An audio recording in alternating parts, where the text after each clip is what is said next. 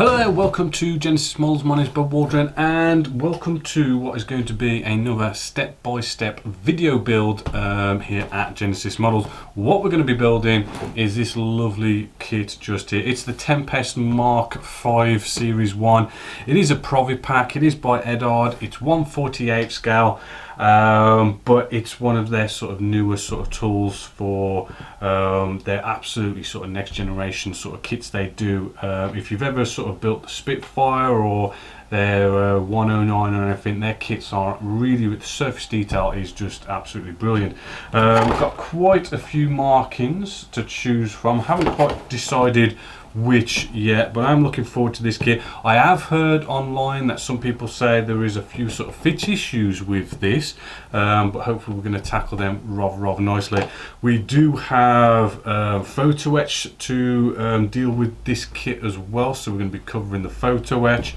I want to try something different actually with the spraying on this one.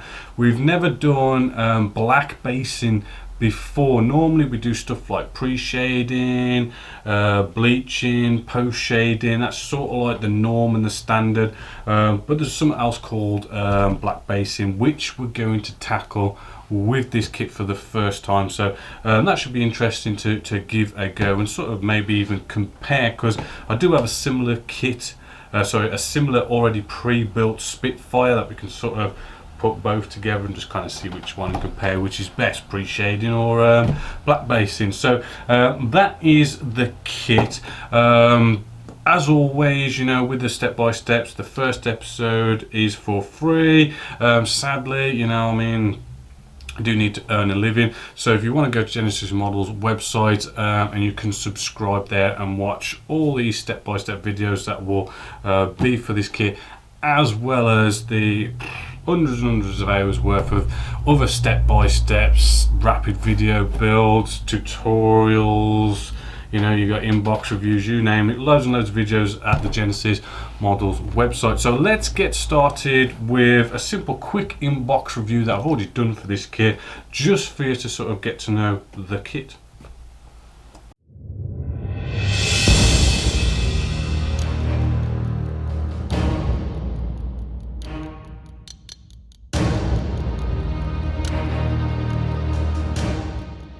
Hello there, welcome to Genesis Models. My name is Bob Waldron, and in this video we're going to be having a really cracking inbox review. I do love a good old Eduard kit. They do some absolutely sublime kits, referencing to their Spitfire Mark 9.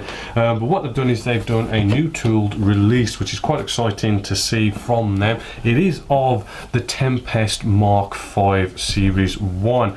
As I say, this is a brand new tool, 2018-ish. It costs around about £37-ish, which is kind of up there as a, you know, for a 1/48 scale World War II fighter. It is quite up there, but then this is an amazing kit. So great box art. We've got markings on the side.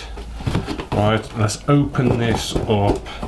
And as you can probably guess, if you know Eduard, we're going to see some very next generation surface detail. So let's just start off with the kit itself, which is, you know, sort of nicely bagged. It is all in one, well, most of it is all in one bag.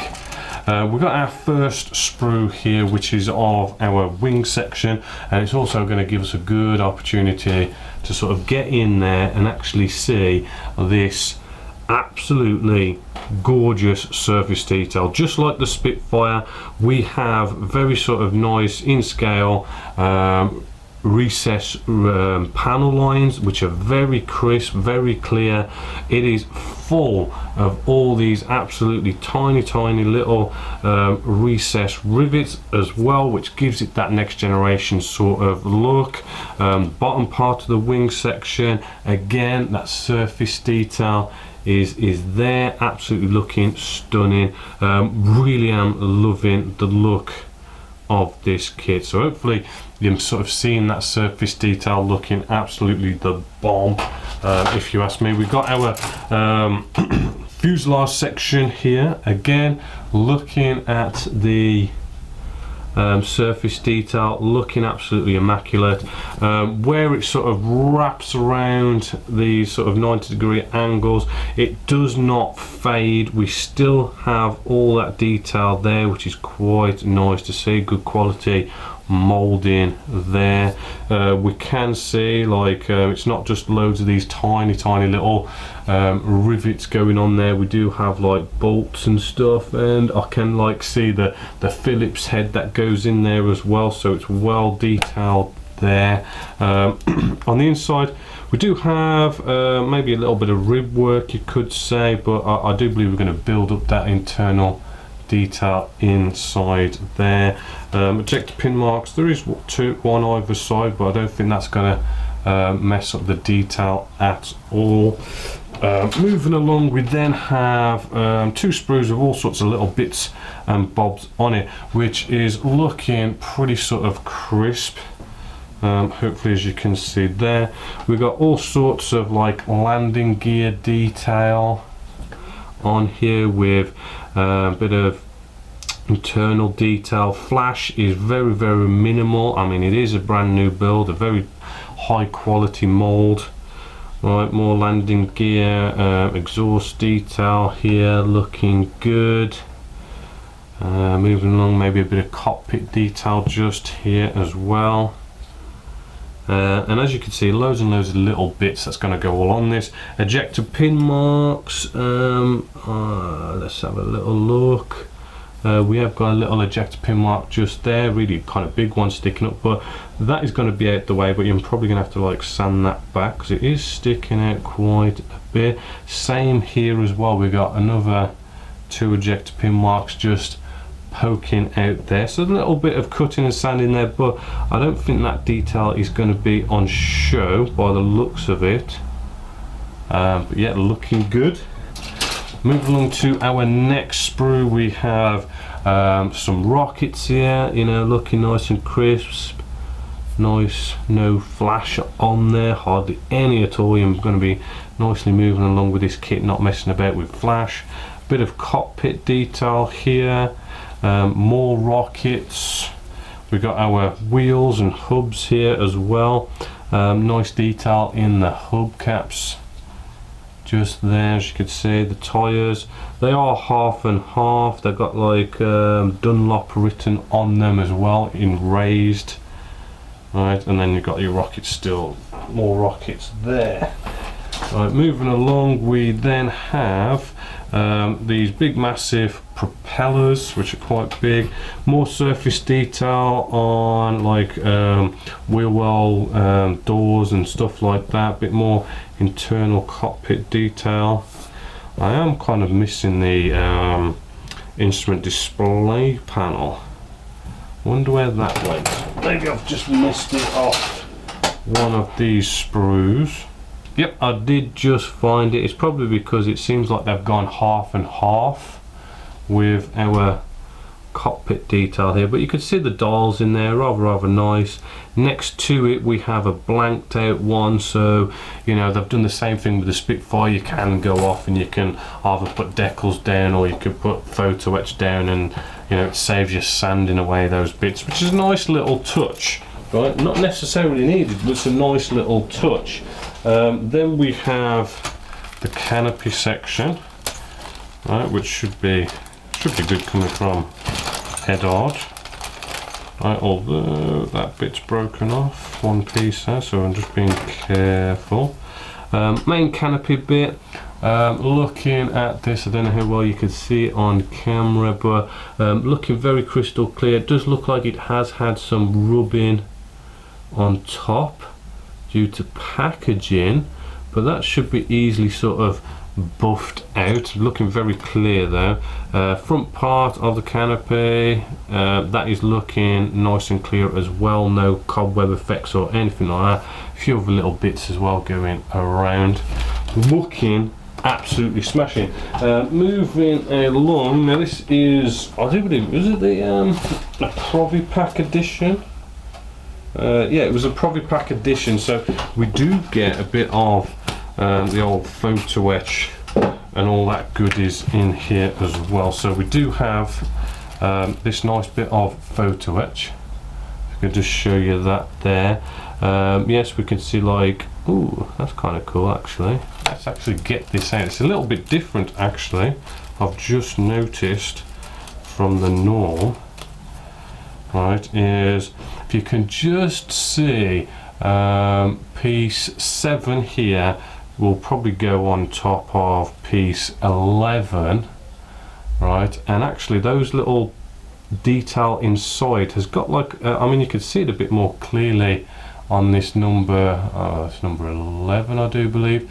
I've kind of put this like almost like a blob of clear glue on top or something like that, and it's given that sort of glass type effect, which is quite new. I haven't seen that before, so that is quite a nice new little feature coming along from Eduard to actually do that, because normally we'd go off, we'd sort of glue those two pieces together and then you put like a little blob of like crystal clear or something on your little dials there, and you'd have this sort of glass effect which looks really cool. But it looks like they've eliminated that by actually doing it already for you. That is rather smart. So you've got all the instrument display panel there, cockpit seat belts, and probably a few other little odds and sods that's going to go around that. That is quite cool. As you can see, we have the canopy masks as well. It's hard to see them on camera, but they are there.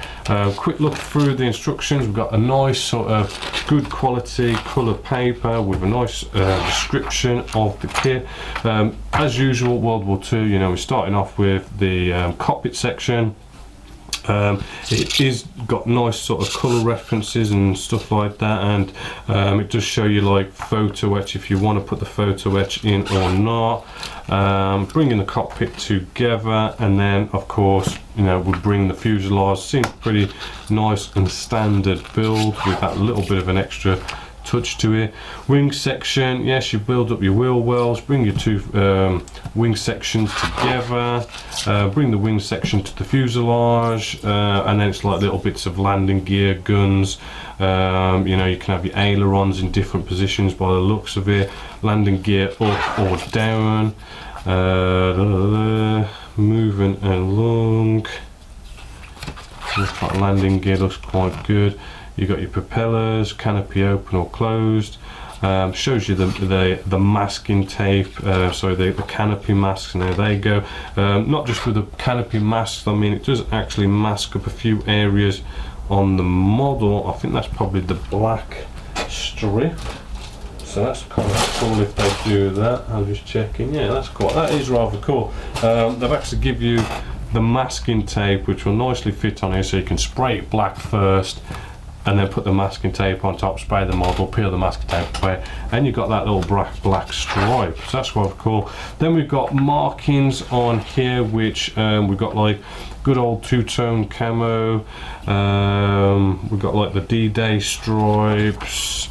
And how many have we got here first off? I think we've got 6 here. 1, 2, 3, 4, 5, 6, and then the stencils are at the back, nicely in colour.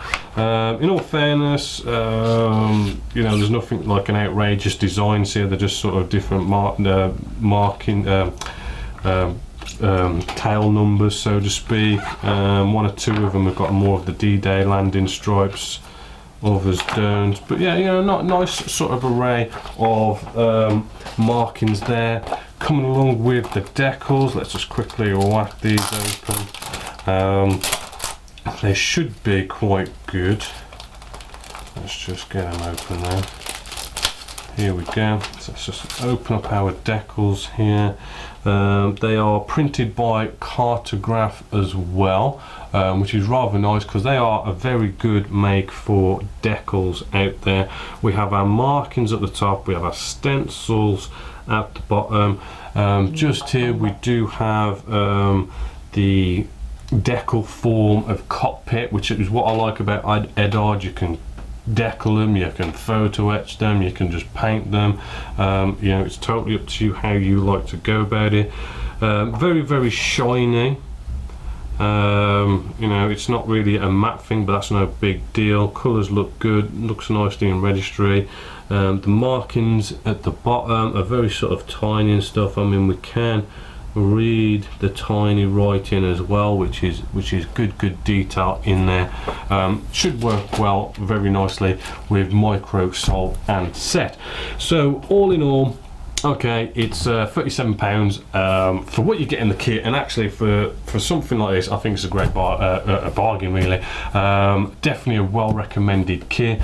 Love the surface detail, next generation, sublime, all that kind of stuff. Probably Pack gives you all that sort of really nice photo etch. You got top quality decals in there, should fit together really nice. I mean, you know, what more can you ask for a Tempest, a Hawker Tempest Mk.V? You know, it's probably the best one you can get out there. And you know, I mean, really, Eduard does do like sort of premium, good quality kits. So yeah, the price is definitely well worth it. So hopefully you've enjoyed this in-box review. Hopefully you're going to get your teeth into this, because actually I'm kind of really wanting to build this one, so you might be seeing this one in a future build as well, because it is absolutely stunning. So until next time, my name is Bob Waldron, this is Genesis Models, and I hope you've enjoyed.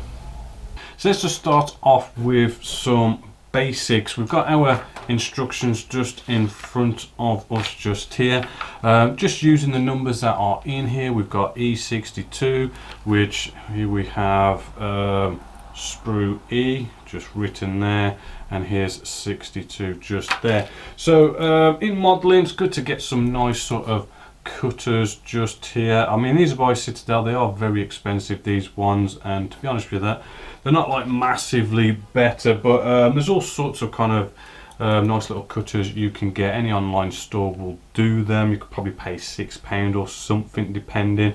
And what we're going to do, we're going to cut these just off the sprue. So if we bring you in, the way you don't want to, and I'm just going to show you the way you don't want to be cutting this first, is if you can just see, right, cutting right up against the piece that we want, and cutting it isn't going to be always the best. You can have problems when doing it like that. What you can do is, instead of cutting right up, we can cut so as we leave a little bit of the tab, as you can see there, still on our piece, whereas here we've cut right up to the piece, and although that doesn't look like it's damaged the piece, it could have damaged it, depending. I mean, if you're always cutting up close to the piece, you're potentially going to damage one or two of them here and there, which then can create a lot of sort of problems. Right, so let's just move this out of the way. So again, it's always good just to, you know, just nip that a little bit so it leaves just a bit on our piece, just like so, nice and easy, like so. Now there are, you know, two different ways of sort of tidying our pieces up. What we've got to remember is the way these kits are made is it's basically two molds, right? They come together and then they inject plastic into these molds, which then creates the pieces. But because it's two halves coming together, you've always potentially got a little seam line where they've joined on these pieces. Now newer kits like this one, we're not going to have so much of a problem in that sense. Older kits can really have these seam lines or flash or whatever you want to call them. One way we can do this is, I like to come out and get a blade. Now this is a Swan Morton blade, it's a number 3. A couple of quid for one of these. I do like to use the number 11 blades, as you can see here. Again, they're only like a couple of quid. I'll buy them in bulk and you get absolutely loads and they last forever. When it also comes to blades as well, it really does help to just keep on changing your blade. You know, as soon as it starts to feel a bit dull, give it a change. It really will help in the long run, because you know, when you're doing especially some parts in modeling, if you haven't got a brand new sharp blade, it just makes life a lot harder. So it is a good tip to do that. So with these nice blades, what we can do is we can just slowly shave off, not just dig right in and try and cut it off in one big go, just shaving off that bit of leftover sprue. Right, it is one way to go about it. And then I do like to turn our blade and I like to just scrape it across. It kind of almost sands it in a way. It gets rid of those bits of flash or seam lines as we've already discussed. Right, and it gets that piece all nicely cleaned up with no bits of the sprue left over, any bits of flash or anything like that. I mean, that's one way of going about it. What we could also do is, it's kind of good to have a whole bunch of sanding sticks. I've got all sorts of sanding sticks here, different brands and stuff. You could go online. Online stores will sell all sorts of, like, you know, proper professional sanding sticks that you can go out there and get. Skinny sticks is a good one to get. They are good because we are dealing with little pieces here, and you know, being able to get into hard to reach places. We do have the bigger ones as well. Also good, you know, a spongy type sanding stick as well, because normally with aircraft, right, you've normally got some sort of curvature, and a spongy sanding stick will go with curvatures rather than a flat one, because it will give you like a flat top. So it's good to have a good array of sanding sticks, but spongy ones, nice and fine grit, and probably even some flat ones with sort of like a medium grit would be good. But the skinny sticks, they are a good one to get. So what we can do here is, we've got a bit of a sort of tab to sort of take care of there. Right, we can just slowly sand away at that.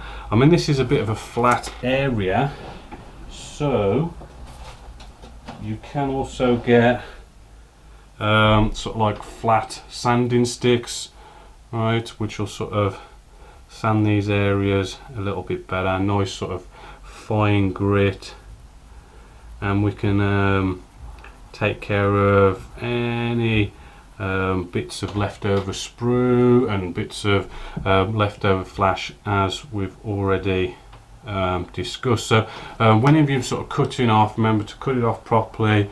You either use a blade to cut off the bits and get rid of the seam lines, or use sanding sticks, or even a combination of both, because I do like to sort of maybe cut off the bits of sprue and then probably come in with a sanding stick. It neatens it up quite nicely. It's also a good way of going about it. So then we come to some sort of nice basic gluing.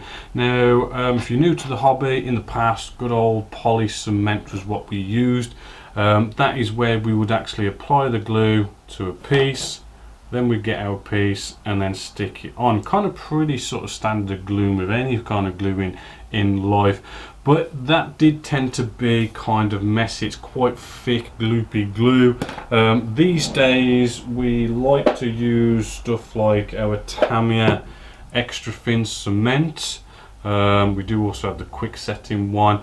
These are only a couple of quid. I do believe I have brought these in shops in the UK now, so they are more readily available. They used to be a pain and you had to go to Taiwan to get them, but they are really cool. It's kind of, it's very, very thin, as you can see just inside there. It's like thinner than water. And what the cool thing is with this stuff is, what you do is let's just bring you in a bit closer maybe, is you actually get your two pieces, right, and just sort of hold them together just like so. Might be a bit tricky sometimes with the smaller pieces, but you basically hold them together just like so. So we're just holding that piece together, then we get out the glue. Alright, our Tamiya extra thin cement. There's a nice little brush just on the end just there, and what we can do is, if we can get you to focus, right, is what we do is we just sort of like touch part of that plastic. See how I just touched that? and what will happen is because it's so thin, it gets into that join line and it will flow into that plastic, right? So although I just touched the top there, that's probably flown down so far, right? And we could probably maybe just touch this end, right? And that's just going to nicely flow and glue that together. And the way it does it is it doesn't bond it, it melts it. It kind of dissolves the plastics, the two pieces, and they sort of get all sort of mushy, and they come together and become one basically, which makes it a really good sort of glue in that sense. So, you know, we just bring our two pieces together like I've already shown you, and you can just touch the top and it should just nicely flow. And again, we can sort of touch the bottom just here. Right, you've got like a little bit of time to maybe sort of, if you've slightly knocked it, sort of quickly move it, but it does sort of start melting pretty quick. And you want to be careful with touching it, because I mean, you could accidentally, if you are sort of holding it and you do sort of touch maybe your finger or something, it will, again, the capillary action, just as much as it kind of gets in between these two pieces of plastic, it can also get between the plastic and your finger, and then you make a smudge on the plastic. So do be careful where you're touching it. You don't need to have a big blob on the end of your brush and sort of blob it all on. It doesn't need that much, especially these little pieces just here, and it just makes it such more, a sort of more professional, perfect join, because it is just targeting specifically right where the join is. Rather with a poly cement, you'd put a blob sort of all around where you want it to join, but then it would sort of ooze out when you press the two pieces of plastic together. Basically, you'd be using too much glue with the poly cement. It's just you use less glue basically, so it doesn't all ooze out. So that's going to be basic sort of glue in there.